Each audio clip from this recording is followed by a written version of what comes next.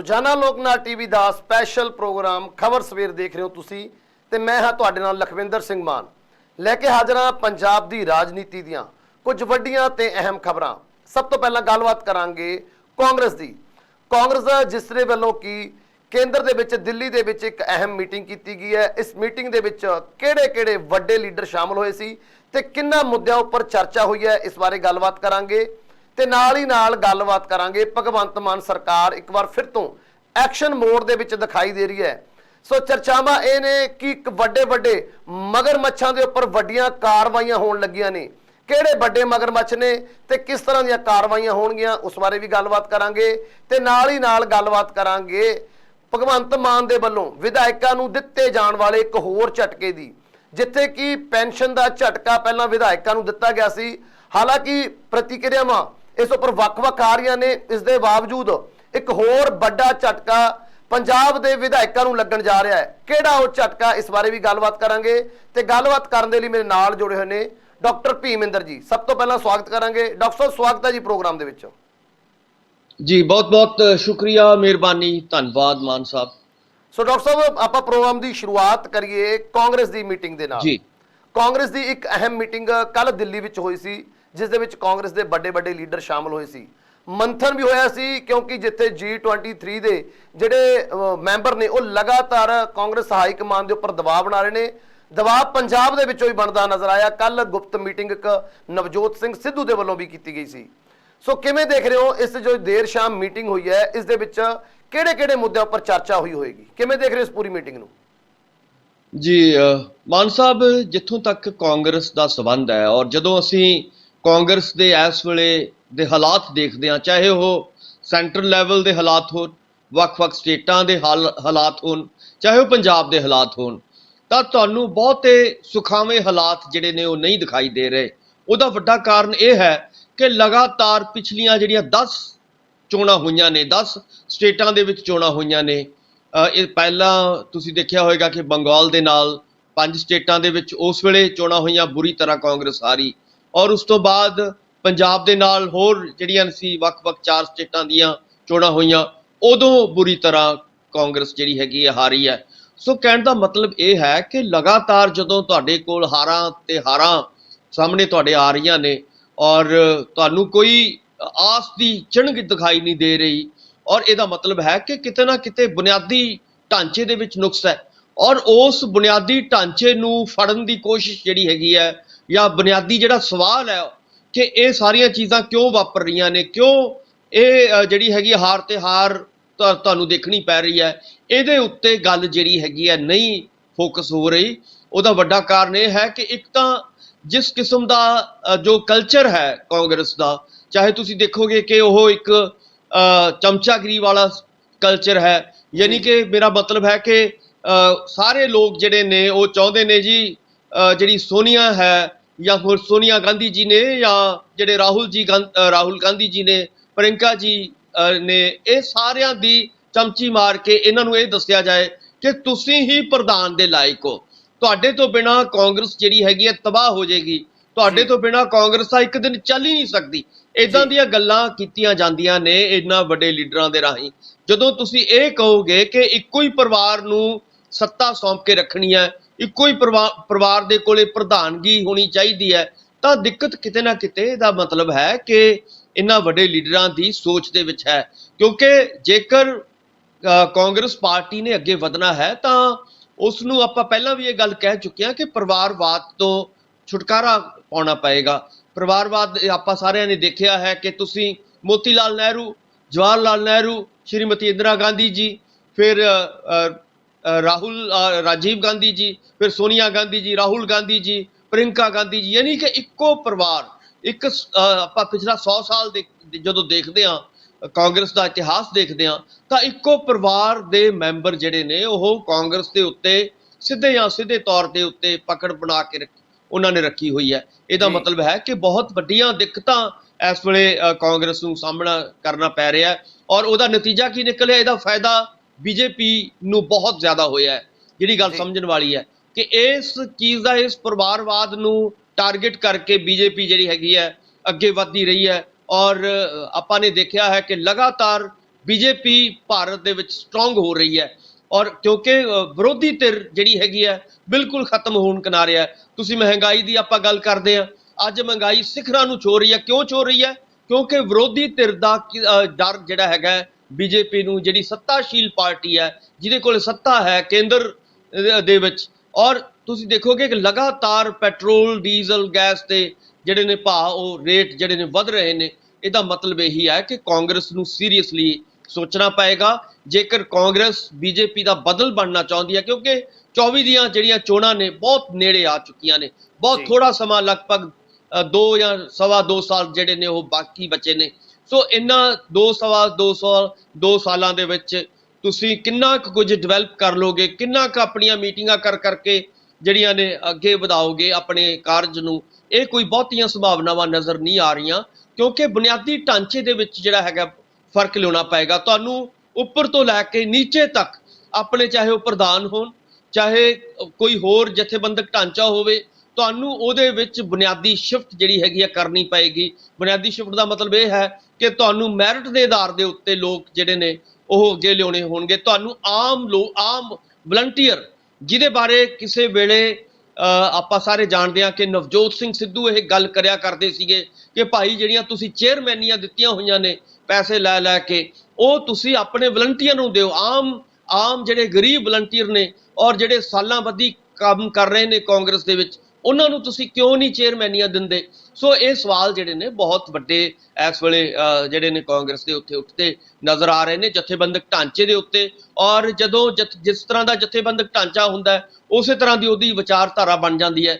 ਤੁਸੀਂ ਜਦੋਂ ਅਮੀਰ ਲੋਕਾਂ ਨੂੰ, ਜਦੋਂ ਜਿਹੜੇ ਲੋਕਾਂ ਤੋਂ ਟੁੱਟੇ ਹੋਏ ਉਮੀਦਵਾਰ ਤੁਸੀਂ ਦੇਖੋਗੇ, ਜਾਂ ਹੋਰ ਜਿਹੜੇ ਵੱਖ-ਵੱਖ ਜਿਨ੍ਹਾਂ ਦੇ ਉੱਤੇ ਕਿਤੇ ਨਾ ਕਿਤੇ ਜਿਹੜਾ ਹੈਗਾ ਇਹ ਦੋਸ਼ ਲੱਗਦੇ ਰਹੇ ਨੇ ਕਿ ਇਹਨਾਂ ਦੇ ਜਿਹੜੇ ਗੈਰ ਕਾਨੂੰਨੀ, ਚਾਹੇ ਉਹ ਖਨਨ ਹੋਵੇ ਜਾਂ ਮਾਫੀਆ ਹੋਵੇ, ਉਹਦੇ ਨਾਲ ਜਿਹੜੇ ਤਾਰਾਂ ਕਿਤੇ ਨਾ ਕਿਤੇ ਜੁੜੀਆਂ ਹੋਈਆਂ ਦਿਖਦੀਆਂ ਸੀਗੀਆਂ। ਜਦੋਂ ਤੁਸੀਂ ਉਹਨਾਂ ਨੂੰ ਇਲੈਕਸ਼ਨਾਂ ਦੇ ਵਿੱਚ ਖੜੇ ਕਰੋਗੇ, ਉਹਨਾਂ ਨੂੰ ਉਮੀਦਵਾਰ ਬਣਾਓਗੇ, ਤਾਂ ਲਾਜ਼ਮੀ ਤੌਰ ਤੇ ਲੋਕ ਤੁਹਾਡੇ ਤੋਂ ਟੁੱਟਣਗੇ। ਸੋ ਉਹੀ ਗੱਲ ਹੋ ਰਹੀ ਹੈ, ਲੋਕ ਜਿਹੜੇ ਨੇ ਉਹ ਟੁੱਟ ਰਹੇ ਨੇ ਲਗਾਤਾਰ। ਉਹਨਾਂ ਦਾ ਜਿਹੜਾ ਗ੍ਰਾਫ ਹੈ ਕਾਂਗਰਸ ਦਾ ਨੀਚੇ ਆ ਰਿਹਾ ਹੈ। ਸੋ ਇਸੇ ਕਰਕੇ ਇਹਦਾ ਨਤੀਜਾ ਕੀ ਹੈ? ਇਹਦਾ ਨਤੀਜਾ ਗੁੱਟਬੰਦੀ ਦੇ ਵਿੱਚ ਨਿਕਲ ਰਿਹਾ ਹੈ। ਇਹਦਾ ਨਤੀਜਾ ਵੱਖ-ਵੱਖ ਜਿਹੜੇ ਗਰੁੱਪ ਨੇ ਕਾਂਗਰਸ ਦੇ ਵਿੱਚ ਤੁਸੀਂ ਦੇਖੋਗੇ ਕਿ ਚਾਹੇ ਪੰਜਾਬ ਦੀ ਗੱਲ ਕਰ ਲਈਏ, ਚਾਹੇ ਪੂਰੇ ਭਾਰਤ ਦੀ ਗੱਲ ਕਰ ਲਈਏ, ਹਰਿਆਣੇ ਦੀ ਗੱਲ ਕਰ ਲਓ, ਰਾਜਸਥਾਨ ਦੀ ਗੱਲ ਕਰ ਲਓ, ਛੱਤੀਸਗੜ੍ਹ ਦੀ ਗੱਲ ਕਰ ਲਓ, ਜਿੱਥੇ ਕਿ ਇਹਨਾਂ ਦੀ ਸੱਤਾ ਅੱਜ ਕਾਇਮ ਹੈ ਛੱਤੀਸਗੜ੍ਹ ਔਰ ਰਾਜਸਥਾਨ ਦੇ ਵਿੱਚ। ਉੱਥੇ ਵੀ ਕਿਸੇ ਵੇਲੇ ਵੀ ਜਿਹੜੀ ਹੈਗੀ ਆ ਗਰੁੱਪਬੰਦੀ ਹੋ ਸਕਦੀ ਹੈ, ਗਰੁੱਪਬਾਜ਼ੀ ਕਰਕੇ ਸੱਤਾ ਜਿਹੜੀ ਹੈਗੀ ਆ ਉਹਦੇ ਵਿੱਚ ਦਿੱਕਤ ਆ ਸਕਦੀ ਹੈ। ਸੋ ਕਹਿਣ ਦਾ ਮਤਲਬ ਹੈ ਕਿ ਬਹੁਤ ਗੰਭੀਰਤਾ ਦੇ ਨਾਲ ਕਾਂਗਰਸ ਪਾਰਟੀ ਨੂੰ ਉੱਪਰ ਤੋਂ ਲੈ ਕੇ ਥੱਲੇ ਤੱਕ, ਹਾਈ ਕਮਾਂਡ ਤੋਂ ਲੈ ਕੇ ਥੱਲੜੇ ਜਿਹੜਾ ਬੂਥ ਲੈਵਲ ਦਾ ਵਲੰਟੀਅਰ ਹੈ ਉਹਦੇ ਬਾਰੇ ਸੋਚਣਾ ਪਏਗਾ ਔਰ ਆਪਣੇ ਬੁਨਿਆਦੀ ਚੇਂਜਿਸ ਜਿਹੜੀਆਂ ਨੇ, ਬੇਸਿਕ ਚੇਂਜਿਸ ਜਿਹੜੀਆਂ ਨੇ ਆਪਣੀ ਸੋਚ ਦੇ ਵਿੱਚ ਵੀ, ਆਪਣੀ ਵਿਚਾਰਧਾਰਾ ਦੇ ਵਿੱਚ ਵੀ, ਆਪਣੇ ਜਥੇਬੰਦਕ ਢਾਂਚੇ ਦੇ ਵਿੱਚ ਵੀ, ਜਾਂ ਹੋਰ ਜਿੰਨੇ ਵੀ ਉਹਨਾਂ ਦੇ ਡਾਕਟਰ ਸਾਹਿਬ ਜਿਹੜੇ ਗੱਲਾਂ ਤੁਸੀਂ ਚਰਚਾ ਕਰ ਰਹੇ ਹੋ ਵੀ ਇਹ ਬੁਨਿਆਦੀ ਲੋੜਾਂ ਨੇਗੀਆਂ, ਕਿ ਇਹਨਾਂ ਗੱਲਾਂ ਦੇ ਉੱਪਰ ਕੱਲ ਚਰਚਾ ਹੋਈ ਹੈ ਜਾਂ ਕੋਈ ਕਾਰਵਾਈ ਦਾ ਭਰੋਸਾ ਮਿਲਿਆਗਾ ਇਸ ਮੀਟਿੰਗ ਦੇ ਵਿੱਚ ਵੀ ਇਹ ਸਾਡੇ ਹਾਰ ਦੇ ਕਾਰਨ ਸੀਗੇ ਜਾਂ ਮੰਥਨ ਕੀਤਾ ਗਿਆ, ਇਹਨਾਂ ਉੱਪਰ ਕਾਰਵਾਈ ਦੀ ਗੱਲ ਹੋਈ ਹੈ ਇਸ ਮੀਟਿੰਗ ਦੇ ਵਿੱਚ? ਤੇ ਦੂਸਰਾ ਸਵਾਲ ਮੇਰਾ ਇਹ ਆ ਕਿ ਪ੍ਰਧਾਨਾਂ ਬਾਰੇ ਕੋਈ ਗੱਲ ਹੋਈ, ਕਿਉਂਕਿ 5 ਪ੍ਰਧਾਨ ਵੀ ਨੇ ਜੀ। ਇੱਕ ਇੱਕ ਕਰਕੇ ਪਹਿਲਾਂ ਤਾਂ ਆਪਾਂ ਦੇਖੋ ਜਿਹੜੀ ਬੁਨਿਆਦੀ ਗੱਲ ਹੈ, ਮੈਂ ਇਹ ਗੱਲ ਪਹਿਲਾਂ ਵੀ ਕਹੀ ਸੀ ਕਿ ਬੁਨਿਆਦੀ ਗੱਲ ਦੇ ਉੱਤੇ ਕਾਂਗਰਸ ਦਾ ਮੰਥਨ ਹੋ ਹੀ ਨਹੀਂ ਰਿਹਾ। ਉਹਦਾ ਕੀ ਹੋ ਰਿਹਾ ਕਿ ਫਲਾਣੇ ਪ੍ਰਧਾਨ ਜ਼ਿੰਮੇਵਾਰ ਨੇ ਇਹਦੇ, ਕਿ ਉਹਨਾਂ ਤੋਂ ਅਸਤੀਫੇ ਲੈ ਲਓ। ਤੁਸੀਂ ਪਿਛਲੇ 5 ਪ੍ਰਧਾਨਾਂ ਦੀ ਗੱਲ ਕੀਤੀ ਹੈ, ਵੱਖ-ਵੱਖ ਸਟੇਟਾਂ ਦੇ ਜਿਹੜੇ ਪ੍ਰਧਾਨ ਹਾਰੇ ਨੇ, ਜਿਹਦੇ ਵਿੱਚ ਨਵਜੋਤ ਸਿੰਘ ਸਿੱਧੂ ਵੀ ਜਿਹੜਾ ਹੈਗਾ ਸ਼ਾਮਲ ਹੈ। ਜਦੋਂ ਕਿ ਪ੍ਰਧਾਨਾਂ ਦੀ ਜ਼ਿੰਮੇਵਾਰੀ ਕਿੱਥੇ ਬਣਦੀ ਹੈ? ਪ੍ਰਧਾਨਾਂ ਦੀ ਜ਼ਿੰਮੇਵਾਰੀ ਤਾਂ ਬਣਦੀ ਹੈ ਜੇ ਤੁਹਾਡੀ ਨੀਤ ਔਰ ਨੀਤੀ ਸਾਫ਼ ਹੋਵੇ। ਹੁਣ ਮੰਨ ਲਓ ਆਪਾਂ ਪੰਜਾਬ ਦੀ ਗੱਲ ਕਰਦੇ ਹਾਂ, ਨਵਜੋਤ ਸਿੰਘ ਸਿੱਧੂ ਇੱਕੋ ਇੱਕ ਵਾਹਿਦ ਇੱਕ ਐਸੇ ਪ੍ਰਧਾਨ ਕਾਂਗਰਸ ਨੂੰ ਮਿਲੇ ਸੀਗੇ ਜਿਨ੍ਹਾਂ ਕੋਲੇ ਪੰਜਾਬ ਦਾ ਇੱਕ ਮਾਡਲ ਸੀਗਾ, ਪੰਜਾਬ ਦੇ ਮਾਡਲ ਦੀ ਬਾਰ-ਬਾਰ ਗੱਲ ਕਰਦੇ ਸੀਗੇ। ਉਸ ਮਾਡਲ ਨੂੰ ਤਾਂ ਲਾਗੂ ਕਰਨ ਦੀ ਬਜਾਏ ਕੀ ਕੀਤਾ ਗਿਆ, ਪੰਜਾਬ ਦੇ ਵਿੱਚ ਦਲਿਤ ਪੱਤਾ ਖੇਡਣ ਦੀ ਕੋਸ਼ਿਸ਼ ਕੀਤੀ ਗਈ, ਯਾਨੀ ਕਿ ਚੰਨੀ ਸਾਹਿਬ ਨੂੰ ਅੱਗੇ ਲਿਆ ਕੇ ਵੋਟਾਂ ਲੈਣ ਦੀ ਕੋਸ਼ਿਸ਼ ਕੀਤੀ ਗਈ, ਕਦੇ ਧਰਮ ਦਾ ਪੱਤਾ ਖੇਡਿਆ ਗਿਆ। ਯਾਨੀ ਕਿ ਇਹ ਕਹਿਣ ਦਾ ਮਤਲਬ ਹੈ ਕਿ ਗਲਤ ਮੰਥਨ ਹੋ ਰਿਹਾ ਹੈ। ਜਦੋਂ ਕਿ ਪੰਜਾਬ ਦੇ ਲੋਕ ਕੀ ਚਾਹੁੰਦੇ ਸੀਗੇ, ਪੰਜਾਬ ਦੇ ਲੋਕ ਆਪਣੇ ਮਸਲੇ ਹੱਲ ਕਰਨਾ ਚਾਹੁੰਦੇ ਸੀਗੇ, ਕਿਸਾਨੀ ਆਪਣੇ ਮਸਲੇ ਹੱਲ ਕਰਵਾਉਣਾ ਚਾਹੁੰਦੀ ਸੀ ਸਰਕਾਰ ਤੋਂ, ਨੌਜਵਾਨ ਆਪਣੇ ਮਸਲੇ ਹੱਲ ਕਰਵਾਉਣਾ ਚਾਹੁੰਦੇ ਸੀਗੇ, ਜਾਂ ਹੋਰ ਜਿਹੜੇ ਬੁਨਿਆਦੀ ਸਮੱਸਿਆਵਾਂ ਨੇ ਪੰਜਾਬ ਦੀਆਂ ਉਹ ਜਦੋਂ ਨਵਜੋਤ ਸਿੰਘ ਸਿੱਧੂ ਉਹਨਾਂ ਦਾ ਹੱਲ ਪੇਸ਼ ਕਰ ਰਹੇ ਸੀਗੇ, ਉਹਨਾਂ ਬਾਰੇ ਪ੍ਰੋਗਰਾਮ ਲੈ ਕੇ ਆ ਰਹੇ ਸੀਗੇ, ਉਹਨਾਂ ਨੂੰ ਤਾਂ ਉਹਨਾਂ ਨੇ ਖੁੱਡੇ ਲੈਣ ਲਾਤਾ। ਸੋ ਉਹਨਾਂ ਨੂੰ ਤਾਂ ਉਹਨਾਂ ਦੀ ਅਣਦੇਖੀ ਕੀਤੀ ਗਈ। ਔਰ ਦੂਜੇ ਪਾਸੇ ਕੀ ਹੈ ਕਿ ਇੱਕ ਜਿਹੜੀ ਪਪੂਲਰ ਕਿਸਮ ਦੀ ਜਿਹੜੀ ਰਾਜਨੀਤੀ ਹੈ ਉਹਦੇ ਰਾਹੀਂ ਚੰਨੀ ਸਾਹਿਬ ਨੂੰ ਅੱਗੇ ਲਿਆ ਕੇ ਲੋਕਾਂ ਨੂੰ ਇਹ ਬੁੱਧੂ ਬਣਾਉਣ ਦੀ ਕੋਸ਼ਿਸ਼ ਕੀਤੀ ਗਈ ਕਿ ਦੇਖੋ ਜੀ ਆਮ ਆਦਮੀ ਪਾਰਟੀ ਦੇ ਪੈਰਲਲ ਇਹ ਜਿਹੜੇ ਨੇ ਇਹ ਤਾਂ ਬਿਲਕੁਲ ਆਮ ਆਦਮੀ ਨੇ, ਚੰਨੀ ਸਾਹਿਬ ਤਾਂ ਗਰੀਬ ਪਰਿਵਾਰ ਦੇ ਵਿੱਚ ਜਿਹੜੇ ਨੇ ਪੈਦਾ ਹੋਏ ਨੇ ਔਰ ਹੁਣ ਵੀ ਗਰੀਬ ਨੇ। ਸੋ ਕਹਿਣ ਦਾ ਮਤਲਬ ਹੈ ਕਿ ਇਹ ਜਿਹੜੀ ਬੁਨਿਆਦੀ ਢਾਂਚੇ ਦੇ ਵਿੱਚ ਜਾਂ ਬੁਨਿਆਦੀ ਸੋਚ ਦੇ ਵਿੱਚ ਜਿਹੜੀ ਗੜਬੜ ਹੈ ਕਾਂਗਰਸ ਦੀ, ਉਹਨੂੰ ਸੁਧਾਰਨਾ ਪਏਗਾ। ਜਿਹੜੇ ਲੋਕ ਸੱਚੀ ਮੁੱਚੀ ਪੰਜਾਬ ਦੇ ਜਾਂ ਭਾਰਤ ਦੇ ਜਾਂ ਮੁਲਕ ਦੇ ਲੋਕਾਂ ਦੇ ਨਾਲ ਹਮਦਰਦੀ ਰੱਖਦੇ ਨੇ, ਉਹਨਾਂ ਦੇ ਲਈ ਉਹ ਲੜਨਾ ਚਾਹੁੰਦੇ ਨੇ, ਉਹਨਾਂ ਦੇ ਲਈ ਸੰਘਰਸ਼ ਕਰਨਾ ਚਾਹੁੰਦੇ ਨੇ, ਉਹਨਾਂ ਲੋਕਾਂ ਨੂੰ ਪਛਾਣਨਾ ਹੋਏਗਾ ਔਰ ਉਹਨਾਂ ਨੂੰ ਅੱਗੇ ਲਿਆਉਣਾ ਹੋਏਗਾ ਔਰ ਉਹਨਾਂ ਦੇ ਰਾਹੀਂ ਵੱਡੇ ਸੰਘਰਸ਼ ਤੁਹਾਨੂੰ ਲੜਨੇ ਪੈਣਗੇ। ਸੰਘਰਸ਼ ਦਾ ਮਤਲਬ ਹੈ ਕਿ ਚਾਹੇ ਉਹ ਪੰਜਾਬ ਦੀ ਗੱਲ ਕਰਾਂ, ਚਾਹੇ ਨੈਸ਼ਨਲ ਲੈਵਲ ਦੀ ਮੈਂ ਗੱਲ ਕਰਾਂ, ਇਸ ਵੇਲੇ ਬਹੁਤ ਵੱਡਾ ਮੁੱਦਾ ਜਿਹੜਾ ਹੈਗਾ ਮਹਿੰਗਾਈ ਦਾ ਮੁੱਦਾ ਹੈ। ਤੁਸੀਂ ਦੇਖਿਆ ਹੋਏਗਾ ਕਿ ਅਜੇ ਤੱਕ ਨਾ ਪੰਜਾਬ ਦੇ ਵਿੱਚ ਨਾ ਪੂਰੇ ਹਿੰਦੁਸਤਾਨ ਦੇ ਵਿੱਚ ਕੋਈ ਐਸਾ ਵੱਡਾ ਜਿਹੜਾ ਹੈਗਾ ਸੰਘਰਸ਼ ਪੈਦਾ ਨਹੀਂ ਕੀਤਾ ਗਿਆ ਜਾਂ ਪੈਦਾ ਨਹੀਂ ਹੋ ਰਿਹਾ ਜਿਹੜਾ ਕਿ ਬੀਜੇਪੀ ਨੂੰ ਇਹਦੀ ਟੱਕਰ ਦੇ ਸਕੇ, ਬੀਜੇਪੀ ਨੂੰ ਮਜਬੂਰ ਕਰ ਸਕੇ ਕਿ ਜਿਹੜਾ ਹੈਗਾ ਇਹ ਮਹਿੰਗਾਈ ਕਿਉਂ ਵੱਧ ਰਹੀ ਹੈ। ਮਹਿੰਗਾਈ ਤੁਸੀਂ ਦੇਖਿਆ ਹੋਏਗਾ ਕਿ ਦਿਨ ਰਾਤ ਜਿਹੜੀ ਹੈਗੀ ਅਸਮਾਨ ਛੂ ਰਹੀ ਹੈ ਔਰ ਇਸ ਕਰਕੇ ਇਹ ਜਿਹੜੇ ਮਸਲੇ ਨੇ ਇਹਨਾਂ ਨੂੰ ਅੱਗੇ ਲਿਆ ਕੇ ਕਾਂਗਰਸ ਨੂੰ ਉਹਦੇ ਬਾਰੇ ਸੋਚ ਕੇ ਚਿੰਤਾ ਕਰਕੇ ਚਿੰਤਨਸ਼ੀਲ ਹੋ ਕੇ ਉਹਨਾਂ ਲੋਕਾਂ ਨੂੰ ਅੱਗੇ ਲਿਆਉਣਾ ਪਏਗਾ ਜਿਹੜੇ ਸੰਘਰਸ਼ ਦੇ ਵਿੱਚ ਕੁੱਦਣਾ ਚਾਹੁੰਦੇ ਨੇ। ਔਰ ਇਸ ਵੇਲੇ ਸੰਘਰਸ਼ ਦੀ ਲੋੜ ਹੈ, ਨਾ ਕਿ ਕਿਸੇ ਤੋਂ ਅਸਤੀਫਾ ਲੈ ਲਓ, ਪ੍ਰਧਾਨ ਬਦਲ ਦਿਓ ਔਰ ਫਿਰ ਜ਼ਿਲ੍ਹਾ ਪ੍ਰਧਾਨ ਬਦਲ ਦਿਓ। ਤੁਸੀਂ ਬੁਨਿਆਦੀ ਸੁਧਾਰਾਂ ਦੀ ਗੱਲ ਕਰ ਰਹੇ ਹੋ ਸਰ, ਵੀ ਇਹ ਸੁਧਾਰ ਹੋਣੇ ਚਾਹੀਦੇ ਨੇ। ਮੇਰਾ ਸਵਾਲ ਇਹ ਸੀਗਾ ਵੀ ਕੀ ਇਹ ਬੁਨਿਆਦੀ ਸੁਧਾਰਾਂ ਬਾਰੇ ਕੱਲ ਇਸ ਮੀਟਿੰਗ ਦੇ ਵਿੱਚ ਕੋਈ ਚਰਚਾ ਹੋਈ ਹੈ, ਕੋਈ ਕਾਰਵਾਈ ਦਾ ਭਰੋਸਾ ਦਿੱਤਾ ਗਿਆ, ਕੋਈ ਫੈਸਲਾ ਲਿਆ ਗਿਆ ਵੀ ਇਹ ਬੁਨਿਆਦੀ ਸੁਧਾਰਾਂ ਨੂੰ ਕਰਨ ਵਾਸਤੇ ਅਸੀਂ ਵੱਡੇ ਫੈਸਲੇ ਲੈ ਰਹੇ ਹਾਂ? ਕੋਈ ਮੀਟਿੰਗ ਦੇ ਵਿੱਚ ਇਸ ਤਰ੍ਹਾਂ ਦੀ ਗੱਲ ਹੋਈ ਹੈ? ਜੀ ਮਾਨ ਸਾਹਿਬ, ਮੈਂ ਇਹੀ ਗੱਲ ਕਹਿ ਰਿਹਾ ਕਿ ਬੁਨਿਆਦੀ ਸੁਧਾਰਾਂ ਦੇ ਵਿੱਚ ਜਾਂ ਬੁਨਿਆਦੀ ਸੋਚ ਦੇ ਵਿੱਚ ਚੇਂਜ ਕਰਨ ਦੇ ਲਈ ਕੋਈ ਬਹੁਤੀ ਗੱਲਬਾਤ ਨਹੀਂ ਹੋ ਰਹੀ। ਔਰ ਮੈਂ ਕੀ ਕਹਿ ਰਿਹਾ, ਮੈਂ ਕਹਿ ਰਿਹਾ ਕਿ ਸਭ ਤੋਂ ਵੱਡੀ ਬੁਨਿਆਦੀ ਸਮੱਸਿਆ ਕੀ ਹੈ? ਉਹ ਹੈ ਪਰਿਵਾਰਵਾਦ। ਪਰਿਵਾਰਵਾਦ ਕੀ ਕਹਿੰਦਾ ਹੈ? ਪਰਿਵਾਰਵਾਦ ਇੱਕੋ ਹੀ ਪਰਿਵਾਰ ਦੇ ਲੋਕਾਂ ਨੂੰ ਪ੍ਰਧਾਨਗੀ ਦੇਣਾ ਚਾਹੁੰਦਾ ਹੈ। ਸੋ ਇਹੀ ਹੈ ਕਿ ਜਿੰਨੀ ਦੇਰ ਤੁਸੀਂ ਪ੍ਰਧਾਨ ਤਾਂ ਬਦਲ ਨਹੀਂ ਰਹੇ, ਤੁਸੀਂ ਸੋਨੀਆ ਜੀ ਨੂੰ ਕਿਉਂ ਨਹੀਂ ਬਦਲ ਰਹੇ? ਤੁਸੀਂ ਰਾਹੁਲ ਜੀ ਦੀ ਥਾਂ ਦੇ ਉੱਤੇ ਉਹ ਬੰਦਾ ਜਿਹੜਾ ਹੈਗਾ ਕਿਉਂ ਨਹੀਂ ਲੈ ਕੇ ਆ ਰਹੇ ਜਿਹਦੇ ਕੋਲ ਵਿਜ਼ਨ ਵੀ ਹੈ ਔਰ ਜਿਹੜਾ ਕਿ ਹਿੰਦੁਸਤਾਨ ਜਾਂ ਬਾਕੀ ਜਿਹੜੇ ਨੇ ਆਪਣੀ ਕਾਂਗਰਸ ਨੂੰ ਪਿਆਰ ਕਰਦਾ ਹੋਵੇ ਔਰ ਕਾਂਗਰਸ ਦੇ ਨਾਲ ਦਿਲੋਂ ਜੁੜਿਆ ਹੋਵੇ ਔਰ ਹਿੰਦੁਸਤਾਨ ਦੇ ਆਮ ਲੋਕਾਂ ਦੇ ਮੁੱਦੇ ਜਿਹੜੇ ਨੇ ਉਹ ਅੱਗੇ ਲਿਆ ਸਕੇ। ਸੋ ਉਹ ਤਾਂ ਹੁਣ ਉਹ ਕਹਿੰਦੇ ਕਿ ਨਾ ਲਓ, ਪ੍ਰਧਾਨ ਤਾਂ ਅਸੀਂ ਬਦਲਣਾ ਨਹੀਂ ਹੈ, ਸੋਨੀਆ ਜੀ ਨੂੰ ਤਾਂ ਅਸੀਂ ਬਦਲਣਾ ਚਾਹੁੰਦੇ ਨਹੀਂ ਹੈ। ਜਿੰਨੀ ਦੇਰ ਤੁਸੀਂ ਪ੍ਰਧਾਨ ਆਪਣਾ ਉੱਪਰ ਤੋਂ ਨਹੀਂ ਬਦਲੋਗੇ, ਤੁਸੀਂ ਥੱਲੜੇ ਜਿਹੜੇ ਨੇ ਪ੍ਰਧਾਨ ਉਹਨਾਂ ਦੇ ਤਾਂ ਅਸਤੀਫੇ ਲੈ ਲਏ, ਤੁਸੀਂ ਉੱਪਰਲੇ ਆਪਣੇ ਜਿਹੜਾ ਮੇਨ ਕਾਰਨ ਹੈ, ਜਿਹੜਾ ਬੁਨਿਆਦ ਹੈ ਜਿਹਦੇ ਕਰਕੇ ਜਿਹੜੀ ਹੈਗੀ ਹੈ ਇੱਥੋਂ ਤੱਕ ਪਹੁੰਚੀ ਹੈ ਕਾਂਗਰਸ, ਉਹਨੂੰ ਤੁਸੀਂ ਜਿੰਨੀ ਦੇਰ ਨਹੀਂ ਬਦਲੋਗੇ ਉਨੀ ਦੇਰ ਇਹ ਨਿਚਲੇ ਵਾਲੇ ਜਿਹੜੇ ਨੇ ਇਦਾਂ ਦੇ ਜਿਹੜੇ ਮੰਥਨ ਹੁੰਦੇ ਰਹਿਣਗੇ। ਪਰ ਇਹਦੇ ਨਾਲ ਸਿੱਟੇ ਜਿਹੜੇ ਨਿਕਲਣਗੇ ਇਸ ਮੰਥਨ ਦੇ ਵਿੱਚੋਂ ਕੋਈ ਬਹੁਤੇ ਗੰਭੀਰ ਸਿੱਟੇ ਜਾਂ ਬਹੁਤੇ ਜਿਹੜੇ ਆਪਾਂ ਕਹਿ ਸਕੀਏ ਕਿ ਜਿਹੜੇ ਕਾਂਗਰਸ ਨੂੰ ਬੁਨਿਆਦੀ ਤੌਰ ਤੇ ਬਦਲ ਸਕਣ, ਇਦਾਂ ਦੇ ਕੋਈ ਬਹੁਤੇ ਮੈਨੂੰ ਉਮੀਦ ਨਜ਼ਰ ਨਹੀਂ ਆ ਰਹੀ। ਔਰ ਉਹਦਾ ਨਤੀਜਾ ਕੀ ਨਿਕਲੇਗਾ ਕਿ ਇੱਕ ਤਰ੍ਹਾਂ ਦੇ ਲੋਕ ਜਿਹੜੇ ਨੇ ਉਹਨਾਂ ਨੂੰ ਮੰਨ ਲਓ ਇੱਕ ਪ੍ਰਧਾਨ ਤੁਸੀਂ ਜਿਹੜੇ ਨੇ ਉਹ ਬਦਲਤਾ, ਉਹਦੀ ਥਾਂ ਤੇ ਉਸੇ ਤਰ੍ਹਾਂ ਦਾ ਲਗਭਗ ਤੁਸੀਂ ਦੂਸਰਾ ਪ੍ਰਧਾਨ ਲਾ ਦੋਗੇ ਔਰ ਉਹਦੇ ਨਾਲ ਕੀ ਹੋਏਗਾ ਕਿ ਚੇਂਜ ਜਿਹੜੀ ਹੈਗੀ ਹੈ, ਬਦਲਾਅ ਜਿਹੜਾ ਹੈਗਾ ਉਹ ਕੋਈ ਬਹੁਤਾ ਨਹੀਂ ਹੋਏਗਾ ਔਰ ਨਤੀਜਾ ਉਹੀ ਹੋਏਗਾ ਕਿ ਕਾਂਗਰਸ ਦਾ ਨੁਕਸਾਨ ਹੋਣਾ ਹੀ ਹੋਣਾ। ਔਰ 22 ਦੀਆਂ ਚੋਣਾਂ ਦੇ ਵਿੱਚ ਉਹ ਦੇਖ ਲਿਆ ਕਾਂਗਰਸ ਨੇ, ਹੁਣ 24 ਦੀ ਵਾਰੀ ਹੈ। 24 ਦੇ ਵਿੱਚ ਵੀ ਕੋਈ ਇਸ ਤਰ੍ਹਾਂ ਦੀਆਂ ਸੰਭਾਵਨਾਵਾਂ ਨਜ਼ਰ ਨਹੀਂ ਆਉਂਦੀਆਂ ਜਿਹਦੇ ਨਾਲ ਕੋਈ ਬੁਨਿਆਦੀ ਸੁਧਾਰ ਕਰਕੇ ਕਾਂਗਰਸ 24 ਦੇ ਵਿੱਚ ਬੀਜੇਪੀ ਨੂੰ ਟੱਕਰ ਦੇ ਸਕੇ। ਮਾਨ ਸਾਹਿਬ, ਬਿਲਕੁਲ ਜੀ, ਬਿਲਕੁਲ ਤੁਸੀਂ ਗੱਲ ਕੀਤੀ ਹੈ ਬੁਨਿਆਦੀ ਸੁਧਾਰਾਂ ਦੀ ਜ਼ਰੂਰਤ ਦੀ, ਜਿਸ ਦੇ ਵੱਲ ਕਿ ਕਾਂਗਰਸ ਦੇ ਵੱਲੋਂ ਅਜੇ ਤੱਕ ਕੋਈ ਪਹਿਲ ਕਰਦੇ ਹੋਏ ਨਜ਼ਰ ਨਹੀਂ ਆ ਰਹੇ। ਉਹ ਹੀ ਪੁਰਾਣੇ ਸਿਧਾਂਤਾਂ ਦੇ ਉੱਪਰ ਚੱਲ ਰਹੇ ਨੇ, ਜਿਸ ਕਾਰਨ ਪਾਰਟੀ ਨੂੰ ਵੱਡਾ ਨੁਕਸਾਨ ਹੁੰਦਾ ਨਜ਼ਰ ਆ ਰਿਹਾ ਹੈਗਾ। ਸੋ ਸਰ, ਆਪਾਂ ਅਗਲੀ ਖਬਰ ਵੱਲ ਚੱਲੀਏ, ਗੱਲ ਕਰਾਂਗੇ ਹੁਣ ਭਗਵੰਤ ਮਾਨ ਦੀ। ਭਗਵੰਤ ਮਾਨ ਜਿਨ੍ਹਾਂ ਨੇ ਕਿ ਕੱਲ ਪੰਜਾਬ ਦੇ ਕਿਸਾਨਾਂ ਦੇ ਜ਼ਖਮਾਂ ਦੇ ਉੱਪਰ ਮੱਲਮ ਲਾਉਣ ਦੇ ਲਈ ਅਰਬਾਂ ਰੁਪਏ ਖਰਚ ਦਿੱਤੇ। ਸੋ ਉਹ ਚੈੱਕ ਵੰਡੇ ਗਏ ਨੇ ਕੱਲ, ਜਿਹੜੇ ਕਿ ਕਿਸਾਨ ਗੁਲਾਬੀ ਸੁੰਡੀ ਦੇ ਸ਼ਿਕਾਰ ਹੋਏ ਸੀ, ਉਹਨਾਂ ਨੂੰ ਕੱਲ ਰਾਹਤ ਦਿੱਤੀ ਗਈ ਹੈ। ਚੈੱਕ ਵੰਡੇ ਗਏ ਨੇ, ਜਿੱਥੇ ਇੱਕ ਪਾਸੇ ਰਾਹਤ ਦਿੱਤੀ ਗਈ ਕਿਸਾਨਾਂ ਨੂੰ, ਉੱਥੇ ਹੀ ਉਹਨਾਂ ਨੇ ਵੱਲੋਂ ਇੱਕ ਵੱਡਾ ਐਲਾਨ ਕਰ ਦਿੱਤਾ ਗਿਆ ਕਿ ਵੱਡੇ ਮਗਰਮੱਛਾਂ ਦੇ ਸਾਡੇ ਉੱਪਰ ਰਡਾਰ ਦੇ ਉੱਪਰ ਨੇ, ਇਹਨਾਂ ਵੱਡੇ ਮਗਰਮੱਛਾਂ ਦੇ ਉੱਪਰ ਕਾਰਵਾਈ ਹੋਏਗੀ। ਕਿਵੇਂ ਦੇਖ ਰਹੇ ਹੋ ਕਿਹੜੇ ਵੱਡੇ ਮਗਰਮੱਛ ਨੇ ਜਿਨ੍ਹਾਂ ਦੀ ਭਗਵੰਤ ਮਾਨ ਗੱਲ ਕਰ ਰਹੇ ਨੇ ਤੇ ਆਉਣ ਵਾਲੇ ਦਿਨਾਂ ਦੇ ਵਿੱਚ ਆਪਾਂ ਕਿਸ ਤਰ੍ਹਾਂ ਦੇਖ ਰਹੇ ਹਾਂ ਵੀ ਕਿੰਨਾ ਵੱਡੇ ਮਗਰਮੱਛਾਂ ਦੇ ਉੱਪਰ ਕਾਰਵਾਈ ਹੋ ਸਕਦੀ ਹੈ? ਮਾਨ ਸਾਹਿਬ ਦੇਖੋ, ਜਿੱਥੋਂ ਤੱਕ ਕਿਸਾਨੀ ਦਾ ਮਸਲਾ ਹੈ, ਤੁਹਾਨੂੰ ਯਾਦ ਹੋਏਗਾ ਕਿ ਜਦੋਂ ਹਜੇ ਆਮ ਆਦਮੀ ਪਾਰਟੀ ਸੱਤਾ ਦੇ ਵਿੱਚ ਨਹੀਂ ਸੀ ਆਈ, ਉਹ ਮਾਲਵੇ ਦੇ ਵਿੱਚ ਇਕੱਠੇ ਹੋ ਕੇ ਮਿਲੇ ਸੀਗੇ, ਖਾਸ ਤੌਰ ਤੇ ਕੇਜਰੀਵਾਲ ਜੀ ਔਰ ਉਹਦੇ ਵਿੱਚ ਭਗਵੰਤ ਮਾਨ ਜੀ ਵੀ ਸ਼ਾਮਲ ਸੀਗੇ।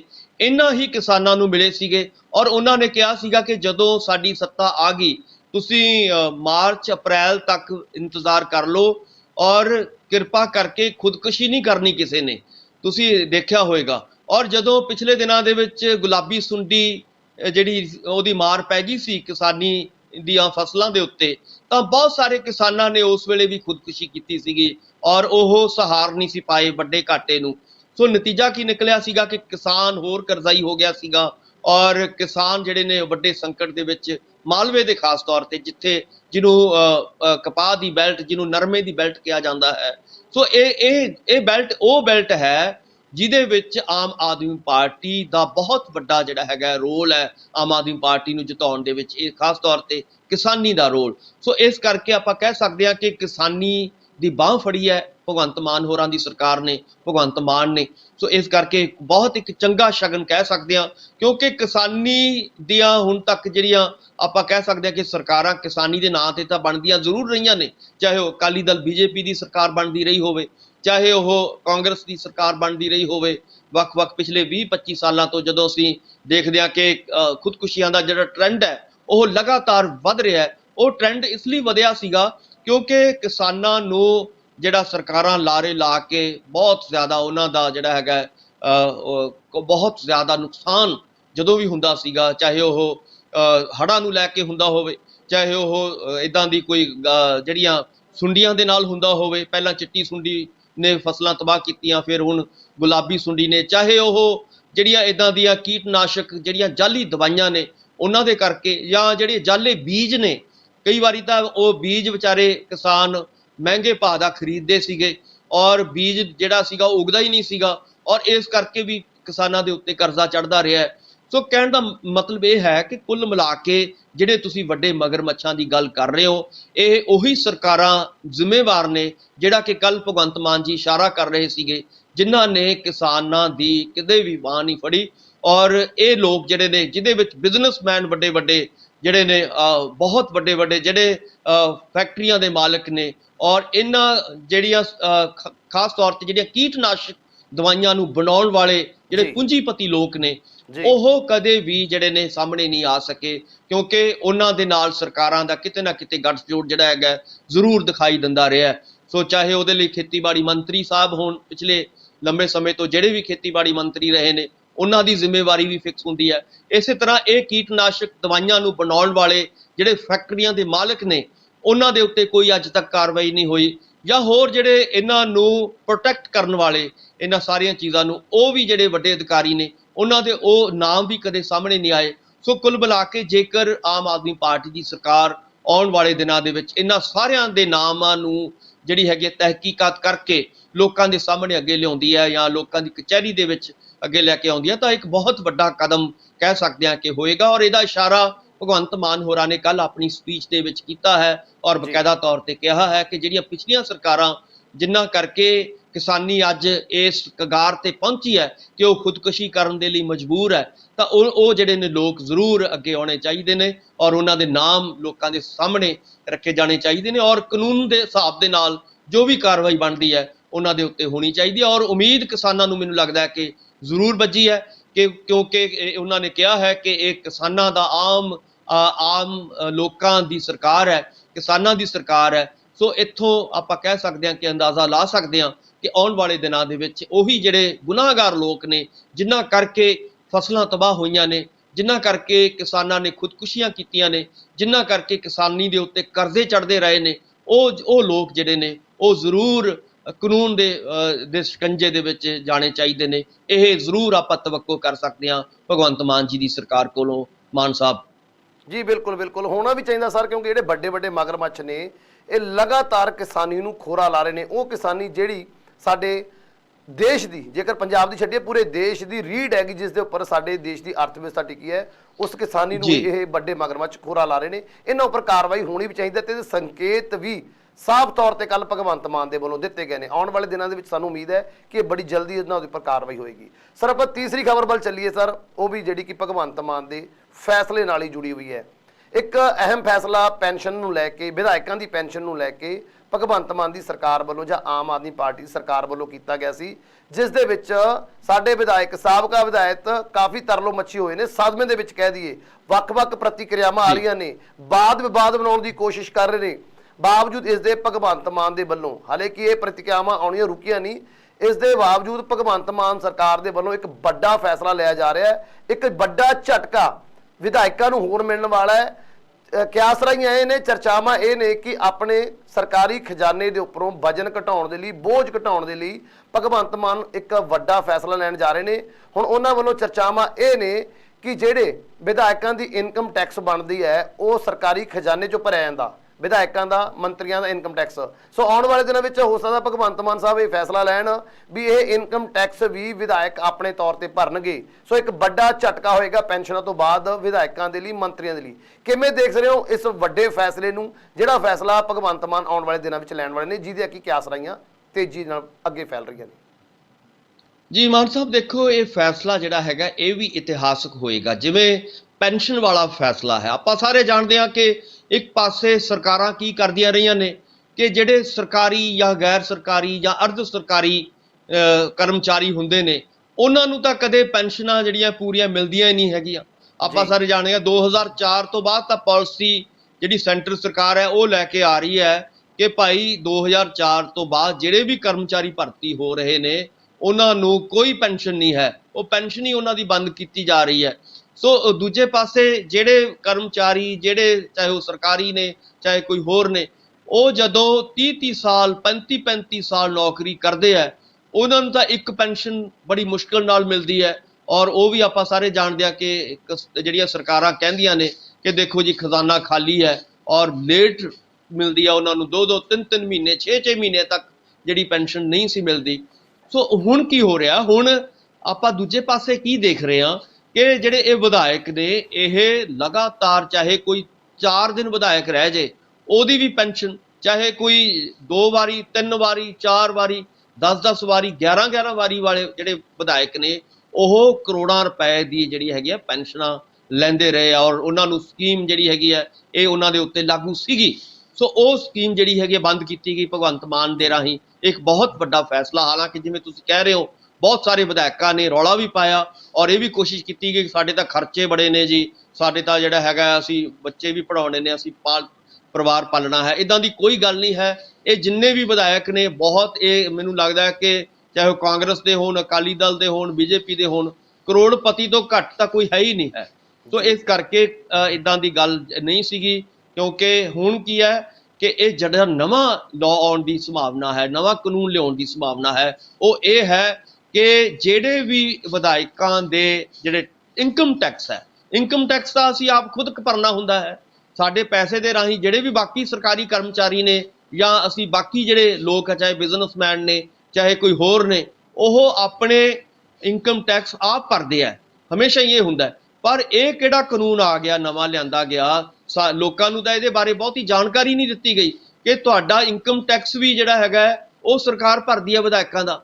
ਇਹ ਮੈਨੂੰ ਲੱਗਦਾ ਹੈ ਕਿ ਇੱਕ ਗਲਤ ਫੈਸਲਾ ਸੀਗਾ ਉਸ ਵੇਲੇ, ਔਰ ਇਸ ਗਲਤ ਫੈਸਲੇ ਨੂੰ ਦਰੁਸਤ ਕਰਨ ਦੀ ਕੋਸ਼ਿਸ਼ ਭਗਵੰਤ ਮਾਨ ਦੀ ਸਰਕਾਰ ਕਰ ਰਹੀ ਹੈ। ਔਰ ਆਪਾਂ ਸਾਰੇ ਜਾਣਦੇ ਹਾਂ, ਜਿਵੇਂ ਪਿਛਲੇ ਦਿਨਾਂ ਦੇ ਵਿੱਚ ਆਮ ਆਦਮੀ ਪਾਰਟੀ ਇਹ ਗੱਲ ਕਹਿੰਦੀ ਰਹੀ ਹੈ ਕਿ ਖਾਸ ਤੌਰ ਤੇ ਅਮਨ ਅਰੋੜਾ ਜੀ ਬਾਰ-ਬਾਰ ਇਹ ਗੱਲ ਦਾ ਜ਼ਿਕਰ ਕਰਦੇ ਰਹੇ ਨੇ ਕਿ ਅਸੀਂ ਖਾਸ ਤੌਰ ਤੇ ਜਿਹੜੇ ਉਹਨਾਂ ਨੇ ਮਤਲਬ ਹੈ ਕਿ ਵਿਧਾਇਕ ਜਿਹੜੇ ਨੇ ਉਹ ਆਪਣਾ ਇਨਕਮ ਟੈਕਸ ਆਪ ਭਰਨ, ਔਰ ਉਹ ਕਹਿੰਦੇ ਵੀ ਰਹੇ ਨੇ ਔਰ ਉਮੀਦ ਸਾਨੂੰ ਇਹ ਆਉਣ ਵਾਲੇ ਦਿਨਾਂ ਦੇ ਵਿੱਚ ਕਰਨੀ ਚਾਹੀਦੀ ਹੈ ਕਿ ਇਹ ਜਿਹੜਾ ਫੈਸਲਾ ਹੈ ਉਹ ਵਾਪਸ ਲਿਆ ਜਾਏਗਾ। ਇਨਕਮ ਟੈਕਸ ਇਹ ਜਿਹੜੇ ਵਿਧਾਇਕ ਨੇ ਜਿੰਨਾ ਵੀ ਉਹਨਾਂ ਦੀ ਇਨਕਮ ਹੈ ਉਹਦਾ ਟੈਕਸ ਜਿਹੜਾ ਹੈਗਾ ਉਹ ਖੁਦ ਭਰਨਗੇ। ਇਹ ਤਵੱਕੋ ਆਪਾਂ ਕਹਿ ਸਕਦੇ ਹਾਂ ਕਿ ਆਉਣ ਵਾਲੇ ਦਿਨਾਂ ਦੇ ਵਿੱਚ ਭਗਵੰਤ ਮਾਨ ਸਰਕਾਰ ਤੋਂ ਕੀਤੀ ਜਾ ਸਕਦੀ ਹੈ, ਔਰ ਸਾਨੂੰ ਪੂਰੀ ਉਮੀਦ ਹੈ ਕਿ ਜੇਕਰ ਇਹ ਫੈਸਲਾ ਲਾਗੂ ਹੁੰਦਾ ਹੈ ਤਾਂ ਇਹਦੇ ਨਾਲ ਕਰੋੜਾਂ ਰੁਪਈਆ ਜਿਹੜਾ ਹੈਗਾ ਸਰਕਾਰ ਦਾ ਬਚ ਸਕਦਾ ਹੈ। ਇਹੀ ਕਰੋੜਾਂ ਰੁਪਈਆ ਲੋਕਾਂ ਦੀ ਲੋੜਾਂ ਦੇ ਉੱਤੇ ਖਰਚ ਕੀਤਾ ਜਾਏ, ਐਜੂਕੇਸ਼ਨ ਤੇ ਖਰਚ ਕੀਤਾ ਜਾਏ, ਔਰ ਆਪਾਂ ਸਾਰੇ ਜਾਣਦੇ ਹਾਂ ਕਿ ਹੈਲਥ ਦੇ ਉੱਤੇ, ਕਿਉਂਕਿ ਇਹਨਾਂ ਦਾ ਏਜੰਡਾ ਹੈ ਆਮ ਆਦਮੀ ਪਾਰਟੀ ਦਾ ਕਿ ਅਸੀਂ ਇੱਕ ਮਾਡਲ ਤਿਆਰ ਕਰਨਾ ਹੈਲਥ ਔਰ ਐਜੂਕੇਸ਼ਨ ਨੂੰ ਲੈ ਕੇ, ਬਹੁਤ ਗੰਭੀਰ ਦਿਖਾਈ ਦੇ ਰਹੀ ਹੈ ਆਮ ਆਦਮੀ ਪਾਰਟੀ। ਸੋ ਉਹ ਪੈਸਾ ਜਿਹੜਾ ਹੈਗਾ, ਚਾਹੇ ਉਹ ਪੈਨਸ਼ਨਾਂ ਦੇ ਰੂਪ ਦੇ ਵਿੱਚ ਬਚਿਆ ਹੋਵੇ, ਚਾਹੇ ਉਹ ਇਨਕਮ ਟੈਕਸ ਦੇ ਰੂਪ ਦੇ ਵਿੱਚ ਬਚਿਆ ਹੋਵੇ, ਉਹ ਸਾਰਾ ਪੈਸਾ ਆਮ ਲੋਕਾਂ ਦੀ ਭਲਾਈ ਦੇ ਲਈ ਵਰਤਿਆ ਜਾਣਾ ਚਾਹੀਦਾ ਹੈ ਮਾਨ ਸਾਹਿਬ। ਬਿਲਕੁਲ ਸਰ, ਬਿਲਕੁਲ ਜੀ। ਇਹ ਜੋ ਲੋਕਾਂ ਦਾ ਪੈਸਾ ਲੋਕਾਂ ਦੀ ਭਲਾਈ ਵਿੱਚ ਖਰਚਿਆ ਜਾਂਦਾ, ਨਾ ਕਿ ਕਿਉਂਕਿ ਜਿੱਥੇ ਬਾਕੀ ਸਾਰੇ ਮੁਲਾਜ਼ਮ, ਸਰਕਾਰੀ ਮੁਲਾਜ਼ਮ, ਅਰਧ ਸਰਕਾਰੀ ਮੁਲਾਜ਼ਮ ਆਪਣੀ ਟੈਕਸ ਭਰਦੇ ਨੇ, ਇਨਕਮ ਟੈਕਸ ਖੁਦ ਭਰਦੇ ਨੇ, ਤਾਂ ਉੱਥੇ ਇਹ ਫੈਸਲਾ ਸ਼ਲਾਘਾਯੋਗ ਹੋਏਗਾ ਜੇਕਰ ਭਗਵੰਤ ਮਾਨ ਦੀ ਸਰਕਾਰ ਇਹ ਫੈਸਲਾ ਲੈਂਦੀ ਹੈ। ਸੋ ਡਾਕਟਰ ਸਾਹਿਬ, ਤੁਸੀਂ ਗੱਲਬਾਤ ਕਰਨ ਦੇ ਲਈ ਸਾਡੇ ਨਾਲ ਜੁੜੇ, ਉਹਦੇ ਲਈ ਤੁਹਾਡਾ ਬਹੁਤ ਬਹੁਤ ਧੰਨਵਾਦ। ਬਹੁਤ ਬਹੁਤ ਸ਼ੁਕਰੀਆ, ਮਿਹਰਬਾਨੀ, ਧੰਨਵਾਦ।